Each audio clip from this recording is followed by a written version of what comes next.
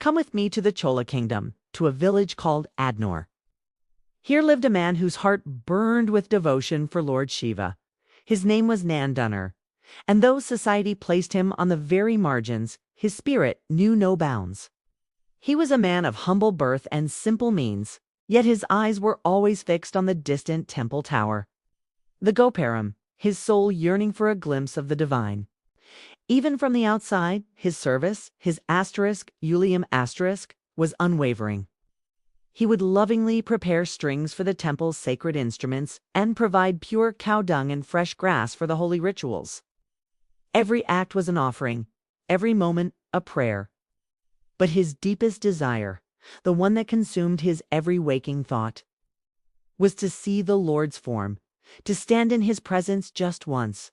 He dreamed of visiting the great temple of Chidambaram, the sacred space where Lord Shiva performs his cosmic dance. But the rigid rules of his time forbade him. Day after day he would stand at the edge of the village, his heart breaking, and he would whisper to himself, "I will go tomorrow. I will go tomorrow." This constant, hopeful postponement earned him a new name, Thiru Nāḻai Pōvār, the one who will go tomorrow, finally. Mustering his courage, he journeyed to the nearby temple at Thiruppuṅkūr. He reached the entrance, his heart overflowing with joy, but his gaze was met with a heart-sinking sight. The massive stone statue of Nandi, the sacred bull, stood directly in his path, completely blocking his view of the inner sanctum and the Shiva Lingam within. It was as if the very stone was a barrier to his devotion. In his despair, Nandanar cried out, not with words, but with the pure, unfiltered anguish of his soul. He offered his pain directly to Lord Shiva, and the Lord, who sees beyond all worldly divisions, heard the plea of his devotee. In a moment of divine grace, Shiva commanded Nandi to move aside. Miraculously, the stone statue shifted, creating a perfect, unobstructed view. Nandanar fell to his knees, tears of wonder streaming down his face. The Lord had granted him sight. But Nandan's ultimate dream remained, to witness the cosmic dance, the Ananda Tandava, at Chidambaram.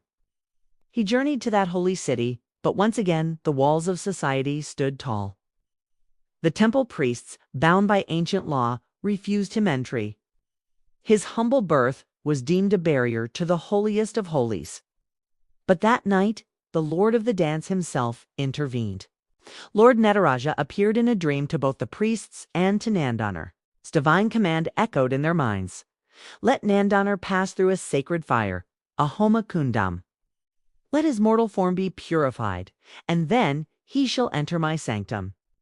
The priests awoke, stunned into reverence, knowing they had received a divine order. A great sacred fire was prepared. With the holy Panchakshara mantra on his lips, Nandanar walked calmly into the roaring flames. The fire which consumes all became a vessel of purification. From the other side he emerged, not as he was, but transformed. He was a radiant being of pure light, his form shimmering like a celestial sage, a being fit for the realm of the gods. The once rigid priests fell at his feet, recognizing the divine miracle before them. Now purified, Nandanar walked past the astounded priests, through the temple gates, and into the inner sanctum of the dancing Lord. There, before the cosmic form of Nataraja, he stepped forward and merged into the eternal, brilliant light. The devotee became one with the divine, through Nāḻai Pōvār, the man who always said tomorrow had finally, gloriously attained the eternal now. Thank you for joining us on this journey. If this story moved you, please like, share, and subscribe for more tales of divine grace.